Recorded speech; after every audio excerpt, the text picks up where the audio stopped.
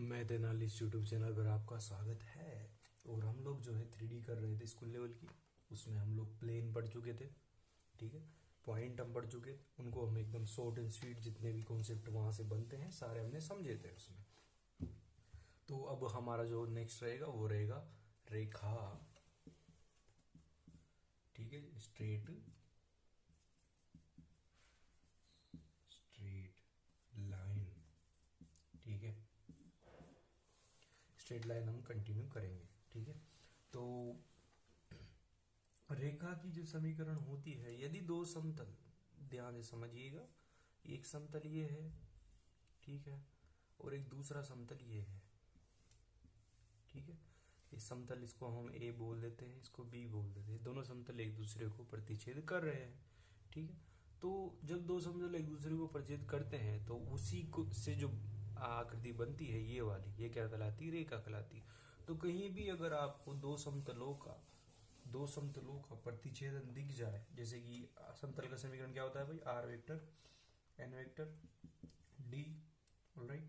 And अगले जो समतल है R vector dot N dash vector बराबर डी डेज, ठीक है।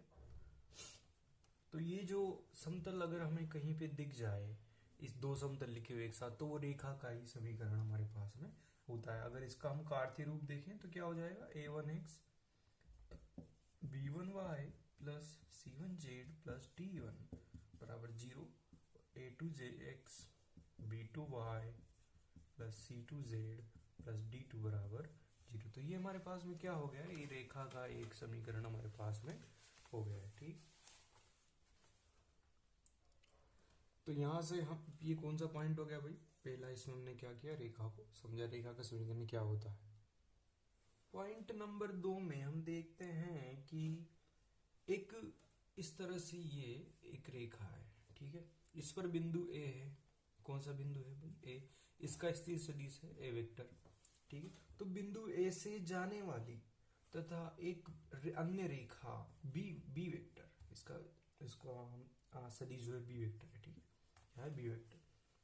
एक रेखा एक बिंदु से जाने वाली तथा बी वेक्टर इस सदिश के समानांतर रेखा का जो समीकरण होता है वो होता है R vector is equal to A vector plus lambda B vector, ठीक है। क्योंकि हम जानते हैं कि दो समानांतर रेखाओं के दिक् अनुपात समान होते हैं, ठीक है। तो इसके समानांतर जो रेखा होगी उसके दिक् अनुपात भी क्या होंगे? समान होंगे। लेकिन हम उसको लेमडा से स्केल कर सकते हैं, इसको छोटा बड़ा कर सकते हैं हम, और इस रेखा की साइज में ला सकते हैं, ठीक है। और चूंकि ये रेखा ए बिंदु से गुजरती है तो उसका सदिश क्या होगा? ए वेक्टर। तो ये हमारे पास में उस रेखा का समीकरण है जो कि एक बिंदु ए से गुजरती है तथा इस बी वेक्टर सदिश के समानांतर है, ठीक।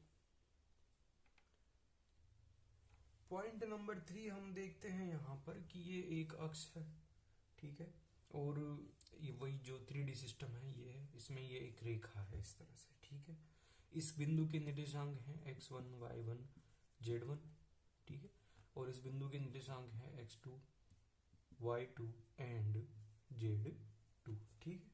तो इस बिंदु के निर्देशांक हो गए ये जो यहाँ पे इस तरह से समानांतर है, इससे कौन सा कोण बना रही है? अल्फा कोण यहाँ पे बना रही। तो इस रेखा के जो दिक् अनुपात होंगे, जो रेखा है ए बी, इसके जो समीकरण है उसको हम लिख सकते हैं इस तरह से कि x minus x1 upon L, y minus y1 upon m, z minus z1 upon n। अब हमने यहाँ पे किया क्या? देखिए, यहाँ पर समझने की कोशिश को हम करते हैं। इसको हम x2 y2 नहीं बोलते, ठीक है। इसको x1 y1 x y z ही बोल देते हैं, x y z। तो हमने किया क्या है कि यहाँ पे ये जो x minus x1 y minus y1 z minus z1, इसके हमने क्या निकाले हैं? दिक् अनुपात निकाले। क्या निकाले? दिक् अनुपात हमने इसके निकाले हैं। हर एक पे यहाँ ये वाला, इसका ये वाला, एंड इसका जो यहाँ पे जेड एक्स पे बनेगा ये वाला, ये जो पार्ट है हमने यहाँ पे x माइनस x1 करके ये निकाला, इसके दिक् अनुपात निकाले ये। और एल एम एन, ठीक है। एल एम एन यहाँ पे इस ए बी रेखा की क्या है? दिक् अनुपात जो हमें दिए गए, सो दिक्कोजाएं जो हमें क्या गई? दी गई।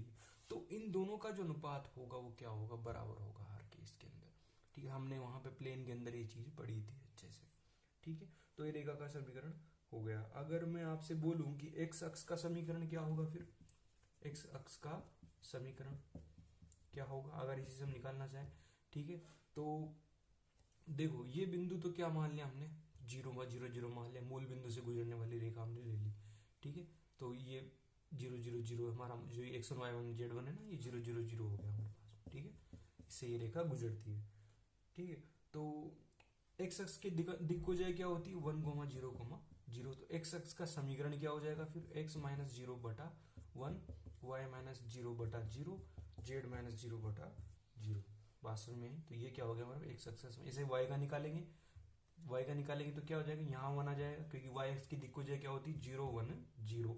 तो ये क्या जाएगा 0 1 0। और z का निकालेंगे, z अक्ष की दिक्कोजय क्या होती है, 0 0 1।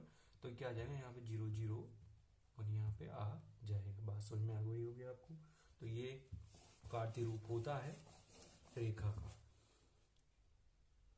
पॉइंट नंबर 4 देखें हम यहाँ पर, दो बिंदुओं से गुजरने वाली रेखा। जब दो बिंदु दिए गए हो हमें और हमसे पूछा जाए कि इससे कौन सी रेखा गुजरती है, गुजरने वाली रेखा में निकालनी है। ठीक है, तो यहाँ पे मैंने मान लिया कि ये ए बी इस तरह से है। ठीक है, ये मूल बिंदु हो गए हमारे पास में, और एक वेक्टर है और एक वेक्टर है। ठीक है, और ये जो है हमारे पास में आर वेक्टर है। कौन सा भाई, आर वेक्टर। तो ये ओ ए जो है ये क्या हो जाएगा, ए वेक्टर, क्या हो जाएगा, बी वेक्टर। ठीक है, और ये हमारे पास में कौन सा वेक्टर है भाई, ए बी वेक्टर ये हमारे पास में है। ठीक है, ये मध्य बिंदु जो है इसका क्या कर लिया हमने, पी। मध्य बिंदु नहीं है, बस ये भी रेखा का कोई बिंदु है। इसके निर्देशांक हो जाएंगे एक्स वाई जेड। ठीक है, इसके हो जाएंगे x1 y1 z1।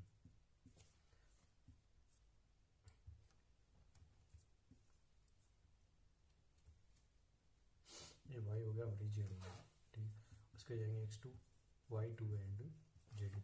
ठीक है, तो हम यहाँ पे देख सकते हैं कि जो AP है ये एक ही रेखा है भी। ठीक है, तो ये बिंदु A P और B क्या होंगे, समरेखीय होंगे। समरेखीय होंगे तो यहाँ पे AP जो है वो समानांतर होगी किसके भाई, PB के समानांतर होगी। ठीक है, तो यहाँ पे हम अभी तक क्या कर रहे थे, ऐसी रेखा जो कि किस बिंदु से गुजरती, ए बिंदु से गुजरती। तो ये रेखा कौन से बिंदु से, ए बिंदु से गुजर रही है। तो क्या आ जाएगा, ए वेक्टर प्लस, ठीक है, लेमडा। अब हमें स्केल करना है। ठीक है, किसके समानांतर है, तो क्या ये रेखा जो है हमारे पास में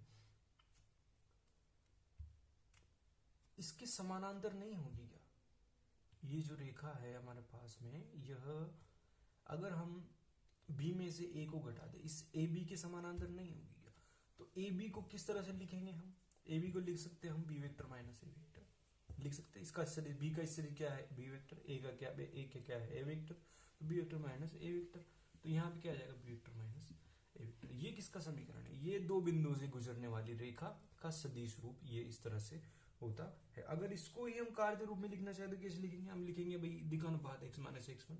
x की जो x1 से दूरी है उसका अनुपात x2 minus x1, x2 minus x1। अर्थात x की जो x1 से दूरी है ये दिशानुपात और ये क्योंकि दोनों समानांतर है ना, दोनों अगर समानांतर है, अब समानांतर है तो हम जानते हैं समानांतर है तो उसमें a1/a2 हमने पढ़ा था पहले, b1/b2। इसी तरह से हम इसकी दिक्कोजय हो गया या दिशानुपातों की तुलना करते हैं। ठीक है, यहाँ पे वही कर रहे हैं। ठीक है, x माइनस x1 ये AP ये वाला जो चीज है, AP समानांतर है PB के, AP जो है समानांतर है PB के। तो हम इसके दिशानुपात की तुलना करेंगे तो x minus x1 y minus y1 z minus z1, y minus y1 z minus z1। ठीक है, वही a1/a2 वाला कॉन्सेप्ट है यहाँ पे। तो ये किसके समानांतर है, इस तो पूरे AB रेखा के समानांतर। AP जो है किसके समानांतर, AB के समानांतर है। तो x2 minus x1 y2 minus y1 z2 minus z1, z2 minus z1। ठीक, ये इसी का सदिश रूप तो ये हो गया, और कार्तीय रूप यहाँ पे दो बिंदुओं से गुजरने वाली रेखा का क्या हो गया, ये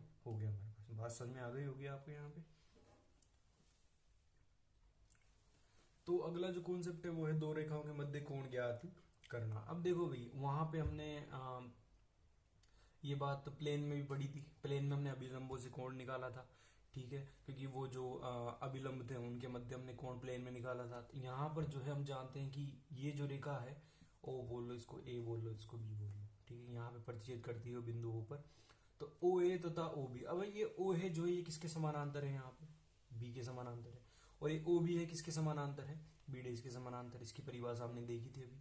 ठीक है, तो हम क्या करेंगे, इन दोनों के मध्य ही सीधा कोण निकाल लेते हैं। जिनके समानांतर उनके मध्य ही कोण निकाल लेते हैं। जो उनके मध्य कोण होगा वही इन दोनों रेखाओं के मध्य कोण होगा। ठीक है, तो वही हम cos थीटा वाला प्रयोग करेंगे। B1 B vector days vector, और इन दोनों का परिमाण यहाँ पर आ जाएगा B vector mod and B dash vector.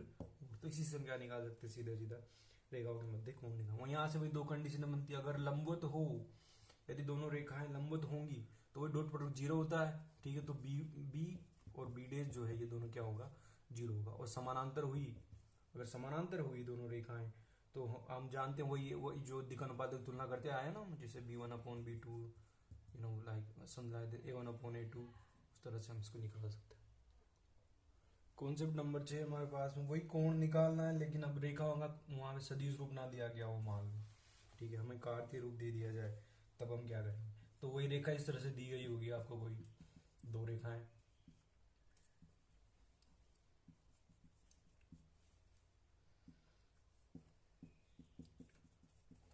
C1, ठीक है, एक रेखा न्यू दी हुई होगी और ये x minus x2 upon a2, y minus y2 upon b2, z minus z2 upon c2। दो रेखाएं सर दी हुई, बोला जाएगा इन दोनों के मध्य कोण ज्ञात करो। तो वही सेम cos थीटा।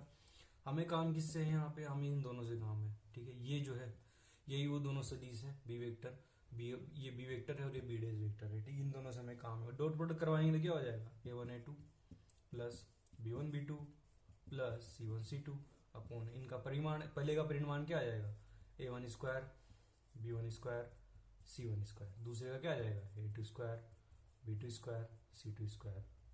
यहाँ एक थोड़ा सा लेंथी लग सकता है फॉर्मूले की वजह से, बाकी वहां जब आप रेखा होगी तो आप पहचान जाओगे कि आज सीधा इनको करवा देते हैं सीधा, तो वहां आसानी से हो जाता है, ठीक। अगले कॉन्सेप्ट पे चलते हैं। देखो भाई इसी में ही अगला कॉन्सेप्ट नहीं है, बस एक रिजल्ट है जो कि आता है, जो कि काफी पूछा जाता है एग्जाम के अंदर। अगर हमें रेखा इस प्रकार से दी गई हो, तीन, जेड बराबर में दिया गया c y plus d and x बराबर एक और में दिया गया हो a dash y plus b dash, इस तरह दिया गया हो, ठीक है।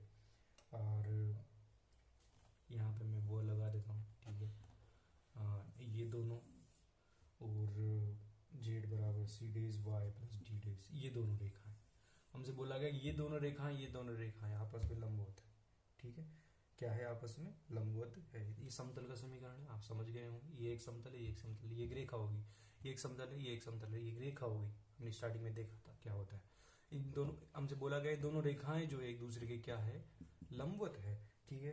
कब होगी लंबवत, ये लंबवत जब होगी जब ए डेज सी डेज प्लस एक बराबर क्या होगा, जीरो होगा। ये डायरेक्ट पूछा जाता है, इसलिए मैंने बता दिया आप लोगों को, ठीक। अगले कॉन्सेप्ट पे चलते हैं। तो हम यहाँ पे देख रहे हैं, हम रेखा तथा समतल के मध्य कोण हमें देखना है, ठीक है। समतल का समीकरण क्या होता है, आर वेक्टर डॉट एन के एन वेक्टर बराबर डी हो जाता है, ठीक है। यहाँ पे एन क्या है, अभिलंब सदिश है, ठीक है। ये बी वेक्टर है, ठीक है, ये बी वेक्टर है, तो हमने हमारे रेखा का समीकरण क्या होता है, a vector plus lambda B vector. अगर मैं इसको ए को इधर ले आऊं तो क्या हो जाएगा, लेमडा बी। हम यहाँ पे देख रहे हैं, अगर आप देख पा रहे होंगे कि ये जो लेमडा बी वेक्टर है, ये और R vector minus A vector दोनों बराबर है, ठीक है। तो इस बी वेक्टर को क्या मैं लिख सकता हूं क्या, यहां पर अगर मैं देखिए सिंपल सी भाषा में अगर हम समझे इसको, तो जो भी रेखा होगी हमारी, ये मैंने ओ मान लिया, ठीक है, जो भी हमारी रेखा होगी वो इस बी वेक्टर जो सदिश है इसी के कई समानांतर होगी, या फिर स्केल्ड होगी। लेमडा से अगर इसको गुणा करें तो हम इसको बड़ा या छोटा कर सकते हैं, तो इसी के समानांतर होगी या फिर स्केल्ड होगी, समानांतर होगी डेफिनेटली, ठीक है। उस तरह से बड़ी भी हो छोटी भी, लेकिन होगी बी वेक्टर के। तो हमें जो रेखा तथा समतल के मध्य कोण ज्ञात करना है, तो याद करो आप, दो समतलों के मध्य कोण ज्ञात करना, हम उनके अभिलंबों के मध्य कोण ज्ञात करते थे। कोस थीटा बराबर n1 वेक्टर n2 वेक्टर, और इन दोनों का परिमाण हम वहां पे देखा करते थे, अभिलंबों के मध्य कोण, ठीक है। यहाँ पे भी सेम करेंगे हम, ठीक है। तो यहाँ पे जब रेखा समतल के मध्य कोण ज्ञात करें, तो हम रेखा तथा अभिलंब के मध्य सीधा सीधा कोण ज्ञात कर ले, तो वो रेखा तथा समतल के मध्य कोण आ जाएगा हमारे पास के, ठीक है। तो देखिए ये जो कोण है रेखा तथा समतल के मध्य, यहाँ पे ये जो कोण है बी वेक्टर तथा इस समतल पर स्थित किसी रेखा के मध्य, क्या है, थीटा है, क्या है, थीटा। और ये जो अभिलंब है ये 90 होता है, तो ये क्या हो जाएगा, 90 माइनस थीटा। तो हम यहाँ से लगाएंगे कोस, अब यह कोस लगाएंगे यहाँ पे, ठीक है। और यहाँ पे क्या आ जाएगा, π/2 माइनस थीटा, ठीक है, इज इक्वल टू वही, हम एक तो अभिलंब आ जाएगा और एक रेखा, ये जो रेखा इसके समानांतर है वो आ जाएगी। तो क्या हो जाएगा, B vector dot N vector upon B vector mod और एन वेक्टर मोड, बात समझ में आई आपको। अब यहाँ पे ध्यान से देखो, π/2 से इधर जा रहे हैं हम, ठीक है, इधर जा रहे हैं, ठीक है, तो कोस साइड में बदल जाएगा, ठीक है, और थीटा ऐसा कैसा रहेगा, और चूंकि पहले क्वाड्रेंट में सभी पॉजिटिव होते हैं, ठीक है, तो यहाँ पे क्या जाएगा साइन थीटा बराबर B vector dot N vector upon B vector mod N vector mod. ये किसके मध्य कोण आ गया, अब रेखा तथा समतल के मध्य कोण हमारे पास में आ गया। बात समझे, वही दो कंडीशंस, अगर रेखा तथा समतल जो है, अब यहाँ पे थोड़ा उल्टा हो जाएगा, ठीक है, तो रेखा तथा समतल अगर समानांतर है, अगर ये जो रेखा है ये इस समतल के समानांतर ही है, ठीक है, तो ये जो डॉट प्रोडक्ट होगा, ठीक है, थीटा क्या हो जाएगा 0, तो ये क्या आ जाएगा यहाँ पे 0, यहाँ उल्टा हो गया। अगर लंब समानांतर हुआ तो, अगर लंबवत है, अगर रेखा तथा समतल लंबवत है, इसका मतलब रेखा जो इस अभिलंब के ही समानांतर हो गई, ठीक है, तो यहाँ पे क्या हो जाएगा क्रॉस प्रोडक्ट जो होगा इन दोनों, क्योंकि ये बी वेक्टर जो है इसके समानांतर हो गया, इन दोनों का क्रॉस प्रोडक्ट क्या हो जाएगा, अब यहाँ पे 0 हो जाएगा। या फिर हम इसको वही वो जो बी वेक्टर जो हम लिखा था a1 अपॉन n1 के, मतलब इन दोनों का डॉट प्रोडक्ट करवा करके हम यहाँ पे कर सकते हैं। इसका मतलब ये हो गया B vector cross N vector क्या हो गया यहाँ पे 0 यहाँ पे हो जाएगा, ठीक है। इसका काफी यूज होता है, काफी पूछा भी जाता है, ठीक है। हाँ, तो ये हमारे पास में क्या था, रेखा तथा समतल के मध्य कोण। अब इसका काढ़ते रूप हम देख लेते हैं। तो रेखा तथा समतल के मध्य कोण का काढ़ते रूप, तो देखिए अभिलंब के दिगानुपात मान लिया हमने a' b' c', और रेखा के दिगानुपात क्या हो गए a b और c। वही इन दोनों का डॉट प्रोडक्ट करवाना है, क्या आ जाएगा साइन थीटा बराबर a b c अपॉन इन दोनों का परिमाण a square b square c square और अंडर रूट में a' square b' square c' square, ठीक है। इस तरह से हमारे पास में कोण निकाला जा सकता है। वही अगर 0, अगर दोनों रेखा तथा समतल समानांतर है, ठीक है, तो इनका डॉट प्रोडक्ट क्या हो जाएगा 0, क्या हो जाएगा 0। अगर लंबवत है हमारे पास में तो वही a upon a', b upon b', c upon c', ठीक है। इस तरह से हम इसको निकाल सकते हैं। बात समझ में आ गई आपको। अगले प्रोजेक्ट पे चलते हैं। अगला हमारे पास में लघुत्तम दूरी निकालना। ये तो क्वेश्चन मतलब आरपीसी के लगभग हर एक एग्जाम में पूछा ही जाता है, सेकंड ग्रेड हो या फिर फर्स्ट ग्रेड हो या फिर कॉलेज लेक्चरर हो, ठीक है, ये क्वेश्चन का ही पूछा जाता है, ठीक है। तो दो रेखाएं हैं, ठीक है, ये वाली रेखा और ये वाली रेखा, ठीक है। ए इसको बी बोल सकते हैं और बी डेज बोल सकते हैं, सॉरी बी डेज और बी बोल सकते हैं। तो ये ए बी रेखा और ए डेज बी डेज रेखा है, ठीक है। तो वही जो सदिश होगा हमारे पास बी डेज होगा, इसके लिए बी वेक्टर होगा, ठीक है। यहाँ पर हमने क्या किया है कि लघुत्तम दूरी का मतलब ये हो गया है कि जब मैं ये रेखा दूं, हम 3D स्पेस में बात कर रहे हैं, अब मैंने क्या किया, इसे एक लंबवत इस तरह से रेखा कीजिए। अब मैं इसको इस तरह से यूं घुमा सकता हूँ, कैसे भी यूं घुमा सकता हूँ, और एक रेडनब रेखा है, ये मान लो ये रेखा है, ठीक है, यहाँ ये रेखा है, ये रेखा है, ठीक है। अब इस पे भी मैंने इसी तरह का ये बनाया, एक लंबवत इसके रेखा खींची, रेखाखंड खींचा, ठीक है। तो इसको भी मैं इस तरह से घुमा सकता हूँ। तो जहां ये दोनों रेखाखंड एक दूसरे को लघुत्तम दूरी में मिलेंगे, इस प्रकार से मिलेंगे, जहां ये जो PQ है ये इस बी वेक्टर के भी लंबवत है और बी डेज के भी लंबवत है, ठीक है। तो ये जो क्या होती है, इनके मध्य क्या होती है, लघुत्तम दूरी होती है, ठीक है। और इसे निकालने के लिए हम क्या करेंगे, नॉर्मल सा क्वेश्चन है कि पी वेक्टर जो है, PQ वेक्टर, यह लंबवत है किसके, बी वेक्टर के भी है और बी डेज वेक्टर के भी लंबवत है, ठीक है। तो PQ की दिशा में जो इकाई सदिश होगा वो हमें यहाँ पे निकालना होगा। इस PQ की दिशा में जो इकाई सदिश होगा वो हमें यहाँ पे निकालना होगा, ठीक है। तो वो कैसे निकालते हैं हम जानते हैं, एन केप क्या हो जाएगा, इन दोनों के मध्य क्या करा देंगे, हम क्रॉस प्रोडक्ट यहाँ पे करवा देंगे, B vector cross B dash vector का मॉडुलस। तो ये क्या हो गया, इस PQ की दिशा में क्या हो गया, अब PQ की दिशा में क्या हो गया, इकाई सदिश हो गया। अब अगर इस इकाई सदिश का, इस PQ की दिशा में इकाई सदिश का मैं डॉट प्रोडक्ट करवा दूं, किसके साथ में, इसके साथ में, ये जो अन्य जो ये बिंदु है दोनों, जो इस ए डेज जो है किस पे स्थित है, ए डेज बी डेज पर, और ए किस पे स्थित है, ए बी रेखा पे स्थित है। इसका स्थिति से क्या है, ए बी वाले ए का बिंदु ए का ए वेक्टर, इसका क्या है ए डेज वेक्टर। तो ए डेज माइनस ए जब मैं करता हूं तो यहाँ पे ये दूरी आ जाती है, ठीक है, इन दोनों के मध्य अन्य दूरी आ जाती है। अब हम इस दूरी को कहाँ पर लेकर के जा रहे हैं, इस PQ की ओर लेकर के जा रहे हैं। तो उसके लिए हमने क्या किया, इसका डॉट प्रोडक्ट करवा दिया। जैसे ही हम डॉट प्रोडक्ट करवाएंगे तो मिनिमम दूरी क्या आ जाएगा, अब दूरी है तो मॉडुलस लगाना पड़ेगा हमें। ये जो इकाई सदिश है इसका डॉट प्रोडक्ट किसके साथ, ए वेक्टर माइनस ए डेज वेक्टर के साथ में क्या करवाना है, डॉट प्रोडक्ट किसका, इस इकाई सदिश का, एन केप का, बात समझ में आएगी आपको। इसका जो फुल फॉर्मूला हम यहाँ भी इस तरह से लिख सकते हैं, modulus of B vector cross B dash vector, ठीक है। इसका डॉट प्रोडक्ट किसके साथ, ए डेज या ए डेज माइनस या ए माइनस ए डेज कैसे भी ले सकते हैं, ठीक है। हाँ, उससे कुछ फर्क नहीं पड़ेगा, क्यों, क्योंकि आगे मॉडुलस लगा हुआ है इसमें। हाँ, यहाँ पे क्या जाएगा बी डेज, यहाँ पे मॉडुलस। तो ये जो है मिनिमम दूरी का फॉर्मूला होता है जब दो रेखाएं आपको इस तरह से दी जाए। इस रेखा का समीकरण यहाँ पे हम लिखना चाहें, इसको मैं थोड़ा सा मिटा देता हूँ। पहली वाली जो ए डेज बी डेज है, इस रेखा का समीकरण क्या हो जाएगा, आर डेज आर वेक्टर बराबर a dash vector plus lambda b dash vector, और ये आर वेक्टर बराबर a vector plus lambda B vector, ठीक है। तो इन दोनों दो रेखा इस तरह दी जाएगी, इनके मध्य में क्या निकालनी है, मिनिमम दूरी निकालनी है। इसका फॉर्मूला क्या हो गया, ये हो गया। इन दोनों बी वेक्टर का क्रॉस प्रोडक्ट करवाना है, करवा दिया। डॉट प्रोडक्ट करवाना है किसके साथ, ए डेज माइनस या ए माइनस ए डेज के साथ में, और उसमें किसका भाग दे देना है यहाँ पे, इसका जो क्रॉस प्रोडक्ट आएगा उसके मॉडुलस का भाग दे देना। इससे क्या मिल जाएगी, मिनिमम दूरी यहाँ पे मिल जाएगी। ये वहां पे यूज होगा ही होगा, इसका कोई शॉर्ट तरीका नहीं होता है दूरी निकालने, ठीक है। तो मिनिमम दूरी यहाँ पे समझ लिया हमने। मिनिमम दूरी क्या होती है, अगर मैं दोबारा डेफिनेशन वाइज बोलना चाहूँ तो पीक्यू की दिशा में जो इकाई सदिश होगा, इस पीक्यू की दिशा में जो इकाई सदिश होगा उसका प्रक्षेप किसके ऊपर, इस ए डेज सदिश के ऊपर, इस ए डेज सदिश के ऊपर इसका प्रक्षेप वही क्या होती है, दोनों रेखाओं के मध्य मिनिमम दूरी कहलाती है, ठीक है।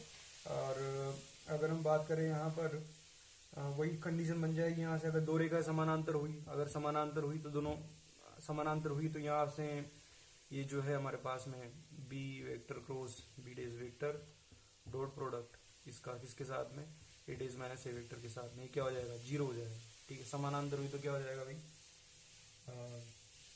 ये यहाँ पे जीरो हो जाएगा, ठीक है। तो उस कंडीशन के अंदर, वो कंडीशन हम अगला से देख लेते हैं। सॉरी, मतलब वो समानांतर नहीं होगी, समतल ही हो जाएगी। जब दो रेखाओं के मध्य दूरी जो हो वो शून्य हो, क्या हो, शून्य हो, तो वो समानांतर नहीं होगी, समतल हो जाएगी। तो बनेगा तो यही, लेकिन यहाँ से डॉट प्रोडक्ट इसके साथ में B vector cross B dash vector के साथ में क्या हो जाएगा, ये जीरो हो जाएगा, ठीक है। इसको अगर हम आगे सोल्व कर ले, इसको अंदर ले जाएं, इसको इसके साथ में सोल्व करते हैं, यहाँ से ये बनेगा कि box product of A dash B B dash बराबर होगा बोस प्रोडक्ट किसके, ए बी बी डेज के। तो ये जो होगी समतलिता का प्रतिबंध बोल सकते हैं। यहाँ पे जब इस तरह दे रही जाएगी, दो रेखाएं दी गई है, उनके मध्य लंबवत दूरी क्या है, जीरो है, तो हमें वहां से कोई सदिश ज्ञात करवाएगा या फिर ये ए डेज माइनस ए का मान ज्ञात करवाएगा। तो इस तरह से इसका प्रयोग हम वहां पे कर सकते हैं, ठीक है। तो जब लघुत्तम दूरी शून्य होगी तो दोनों रेखा समतली हो जाएगी, ठीक है। लेकिन मान लो कि दोनों रेखाएं एक दूसरे के समानांतर है, तो समानांतर जो बी होगा वही क्या होगा, बी डेज होगा, बी डेज वेक्टर होगा, ठीक है। अब दोनों रेखाएं समानांतर है तो ठीक है, यहाँ पे केवल हम इसका एक सदिश निकालें, इसका निकालो या बी डेज से निकालो, बात एक जगह। इसका डॉट प्रोडक्ट के साथ में भाई ए डेज माइनस ए के साथ में इसका डॉट प्रोडक्ट करा दें, तो यहाँ पे इसका मॉडुलस लगा देंगे, दोनों रेखाओं के मध्य क्या जाएगी, मिनिमम दूरी। कब आएगी, जब दोनों रेखा क्या हो, एक दूसरे के समानांतर होनी चाहिए। अगर इसका कार्य रूप में देखना है, लघुत्तम दूरी का कार्य रूप में देखना है, ठीक है, तो वो क्या होता है भाई, लघुत्तम दूरी का जो कार्य रूप होता है वो वही यहाँ से x2 minus x1 y2 minus y1 and z2 minus z1, ठीक है। पहले के दिक अनुपात a1 b1 c1, दूसरे के दिक अनुपात अपॉन अंडर रूट के अंदर, ठीक है। यहाँ से वो जो सारणी वाला रूप b1 c2 minus b2 c1 इसका whole square, b1 c2 minus b2 c1 इसका होल स्क्वायर, प्लस इसको रख लेंगे a1 c2 minus a2 c1 का whole square, a1 c2 minus a2 c1 का होल स्क्वायर। चूंकि माइनस आता है तो ये थोड़ा आगे पीछे हो जाता है, प्लस इसको रख लेंगे a1 b2 minus a2 b1 का whole square, a1 b2 minus a2 b1 का होल स्क्वायर। तो ये जो होता है पूरा फॉर्मूला, ये कार्य रूप होता है, ठीक है। किसका, लघुत्तम दूरी का कार्य रूप ये होता है। अगर मान लो कि दोनों रेखाएं प्रतिच्छेदित कर रही है, ये दोनों रेखाएं एक दूसरे को काट रही है, इनको अगर आगे बढ़ाए, अगर मान लो कि ये रेखा ऐसे बोला गया लघुत्तम दूरी क्या होगी, दोनों एक दूसरे को परिचित करिए, लघुत्तम दूरी क्या होगी, जीरो होगी। अगर जीरो होगी तो क्या लघुत्तम दूरी थी, कार्य रूप था, तो क्या हो गया जीरो, तो इसको इधर ले जाएंगे तो जीरो हो जाएगा, तो हमारे पास क्या बचेगी, केवल सारणी बचेगी, सारणी का हमारे पास में बचेगा, ये क्या हो जाएगा, इसका मान जीरो। तो ये जब दोनों रेखा एक दूसरे को प्रतिच्छेद करे तो उसकी कंडीशन ये होती है, ये सारणी पूरा क्या होता है, शून्य होता है, ठीक है। अगला कॉन्सेप्ट जो है वो है दो रेखाओं से गुजरने वाला समतल। ठीक है, हमने एक प्रतिबंध पढ़ा था अभी समतलीयता का। ठीक है, लास्ट में जो देखा था हमने, अगर दो रेखाएं एक ही समतल में स्थित है उनकी मध्य दूरी क्या होगी, शून्य होगी। तो जो सारणिक हमने देखा था अभी, वो ही दो रेखाओं से गुजरने वाले समतल का प्रतिबंध होता है, उसका कार्य रूप होता है। उसका सदिश रूप जो है हमने अभी अभी देखा था, वो जो या आपको याद हो अगर, तो उसका जो सदिश रूप था वो ये था भाई, a dash minus a dot product किसके साथ में, बी क्रॉस बी डेज के साथ में। ठीक है, क्या आना चाहिए, शून्य आना चाहिए, या फिर जो सारणी हमने बनाया था अभी वो। तो ये क्या होता है, समतलिता का प्रतिबंध होता है, या फिर दो रेखाओं से गुजरने वाले समतल का प्रतिबंध होता है। क्वेश्चन दे दिया जाता है कि दो रेखाएं दी जाती है, ये दोनों रेखाएं एक ही समतल से गुजरती है, तो समतल के दिक्कनुपात ज्ञात कीजिए। दिक्कनुपात ज्ञात करने में क्या करना पड़ेगा, अब देखो दोनों रेखाएं किसमें है, समतल में स्थित है, ये बीसी में, ये बीसी में है। तो ये जो बी और बी क्रॉस जो होगा हमारे पास में, ये क्या हो जाएगा इनका, अब ये यहाँ पे वेक्टर में चलता है। ठीक है, ग्रेडियंट बोलते हैं इसको। ठीक है, तो इन दोनों का क्रॉस प्रोडक्ट जो होगा इस समतल के लंबवत होगा, अर्थात इसी का क्या होगा, अभिलंब होगा। तो ये बी क्रॉस बी डेज क्या है, इसका अभिलंब हो जाएगा। ठीक है, किसका, इस समतल का अभिलंब हो जाएगा। ठीक है, तो हमसे ज्ञात करवा लेता है कि भाई इस समतल के दिक्कनुपात क्या होंगे। दो रेखाएं दे दी उसने, बोला है कि दोनों समतली रेखा हैं, एक ही समतल में स्थित है, तो इस समतल की दिक्कनुपात ज्ञात करो। तो हमें बस क्रॉस प्रोडक्ट यहाँ पे निकालना होता है, तो उससे क्या आते हैं हमारे पास में, दिक्कनुपात आ जाते हैं। क्यों, क्योंकि ये क्या है, इसका अभिलंब हो गया समतल का। ठीक, अगला जो कॉन्सेप्ट है ये है एक रेखा से गुजरने वाला समतल। ये रेखा है, इससे समतल गुजरता है, मतलब ये पूरी रेखा कहाँ पर स्थित है, समतल पर स्थित है। ठीक है, तो समतल का समीकरण ये दिया गया था हमें, और रेखा का समीकरण ये है। रेखा की दिक्कोजय क्या है, एल एम एन है। क्या है, एल एम एन। ये जो रेखा है ए ओ मान लेते इसको, इस ए ओ रेखा की जो दिक्कोजय है ये क्या है, एल एम एन है। और समतल के दिक्कनुपात जो ए बी सी है, ठीक है, समतल के मतलब अभिलंब के होते हैं, तो ए बी सी जो इसके दिक्कनुपात ये हो गए। इस तरह से हमें यहाँ पे ये दिया गया। ठीक है, तो इससे हमें रेखा से गुजरने वाला समतल, तो दो कंडीशंस बनती हैं यहाँ पे। पहली तो बात ये बनेगी कि हम इसको लेमडा के बराबर मान लेंगे। जब लेमडा के बराबर मानेंगे, यहाँ से हमें एक्स वाई जेड का मान मिलेगा। इसको उधर ले जाके L lambda plus X one, N lambda sorry M lambda plus Y one and N lambda plus Z one. इस तरह से एक्स वाई जेड का मान आ जाएगा। अब एक्स वाई जेड का जो मान आया हम कहाँ पे रखेंगे, समतल में रखेंगे। समतल में जैसे ही रखेंगे उससे जो कंडीशन बनेगी हमारे पास में, ए कोष्टक x minus x one, x की जगह रख रहे हैं ना, तो यहां से दो कंडीशन बनेगी। पहली तो एक्स ए कोष्टक एक्स की जगह में यहां पे रखना है, तो L lambda plus X one यहां से, और B M lambda plus Y one plus C N lambda plus Z one बराबर क्या हो जाएगा, यहाँ पे प्लस डी भी आएगा, यहाँ पे डी बराबर 0। अब इससे हमें किसका मान मिलेगा, लेमडा का मान मिलेगा। जैसे हमें लेमडा का मान मिल जाएगा, वो मान हम कहाँ रखेंगे, यहाँ पे रखेंगे। ठीक है, जैसे मान यहाँ पे रखेंगे वहां से हमें एक बिंदु मिलेगा, यहाँ से कौन सा, एक्स वाई और जेड। इस बिंदु को हमें करना क्या होगा यहाँ पे, अब हम जानते हैं कि ये जो रेखा है कब समतल पे है, इसका अभिलंब है, इन दोनों के मध्य कोण क्या होगा, 90 डिग्री। तो इनके जो डॉट प्रोडक्ट क्या होगा, 0 होगा। तो इसके दिक्कनुपात हम निकाल लेते हैं यहाँ से। ठीक है, तो क्या हो जाएगा, X minus x one, X minus x one, Y minus Y one, Z minus Z one. ठीक है, किसके दिक्कनुपात आ गए, इसके आगे, रेखा के आगे। ठीक है, इसके अभिलंब क्या है, ए प्लस बी प्लस सी बराबर, ये क्या हो गया हमारे पास, 0 हो गया। ठीक है, तो ये कंडीशन हम जब लगाएंगे लास्ट के अंदर, और यहां से हमें ये बिंदु X one Y one Z one पहले से दिया गया था, हमें एक्स वाई जेड का पता नहीं था, तो हमने लेमडा का मान निकाल करके वो एक्स वाई जेड यहाँ से निकाल लिया। वो मान हम यहाँ रखेंगे, इसको सोल्व करेंगे, इससे हमें जो समीकरण मिलेगा वो जो है हमारे पास में एक रेखा से गुजरने वाले समतल का समीकरण हमें मिल जाएगा। ठीक, इतना लंबा प्रोसेस होता है इस क्वेश्चन को करने का। इसका शॉर्ट तरीका ये होता है, क्योंकि ये रेखा जो है, ये जो बिंदु है, ये किस पे, समतल पे स्थित है। ठीक है, तो ये बिंदु हम सीधा समतल पे रख सकते हैं। ठीक है, वहां पे जो ऑप्शन में जो समतल दिया उसमें रख सकते हैं सीधा बिंदु, उससे हमें यहाँ पे आंसर मिल जा रहा है डायरेक्टली। लेकिन लॉन्ग प्रोसेस जो है इसका ये रहता है। ठीक है, बात समझ में आई होगी। तो ये जो है हमारे पास में अगला कॉन्सेप्ट है, बिंदु की, एक बिंदु दिया गया है हमें अल्फा बीटा गामा, ये काफी क्वेश्चन पूछा जाता है। इसकी हमें इस रेखा ए बी से लंबवत दूरी निकालनी है। कौन सी भाई, लंबवत दूरी हमें यहाँ पे निकालनी है। ठीक है, तो ये जो क्यू है यहाँ पे क्या हो जाएगा, लंबपात हो जाएगा। ठीक है, जहाँ पे ये जो लंबवत दूरी इससे मिलेगी। ठीक है, तो रेखा का समीकरण क्या है, x minus x one upon a, y minus y upon b, z minus Z one upon c. इस रेखा से इसकी, इस बिंदु की हमें क्या निकाली, लंबवत दूरी निकालनी। उसका एक सिंपल सा तो यहाँ पर ये होता है फॉर्मूला इसका 1/a b² c², और यहाँ पे इसके अलावा alpha minus x1 beta minus y1 A B इसका स्क्वायर, और beta minus y1 gamma minus z1 B C, gamma minus z1 alpha minus x1 A इसका स्क्वायर, इस पूरे का अंडर रूट, वर्गमूल यहाँ पे। तो ये इस तरह से हम जो है बिंदु की जो है डायरेक्ट जो रेखा दी जाती है उससे दूरी हम यहाँ पे निकाल सकते हैं। आप बोलोगे इतना बड़ा फॉर्मूला याद करना पड़ेगा क्या?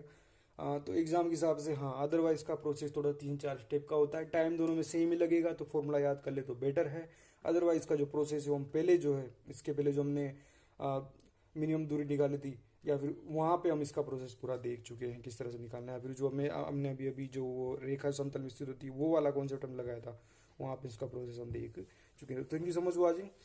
तो ये हमारे पास में रेखा थी, और ये 3D जो स्कूल लेवल की लगभग सभी कॉन्सेप्ट हमने क्लियर कर लिए हैं यहाँ पर। और हाँ, एक दो कुछ कॉन्सेप्ट बचे हैं वो हमने इसमें नहीं किए हैं क्योंकि उनका कोई ज़्यादा यूज़ नहीं है। बाकी कुछ रिजल्ट्स भी हैं पर वो ज़्यादा पूछे जाते नहीं हैं। तो इतना ही था फिलहाल के लिए वीडियो में। Thank you so much for watching.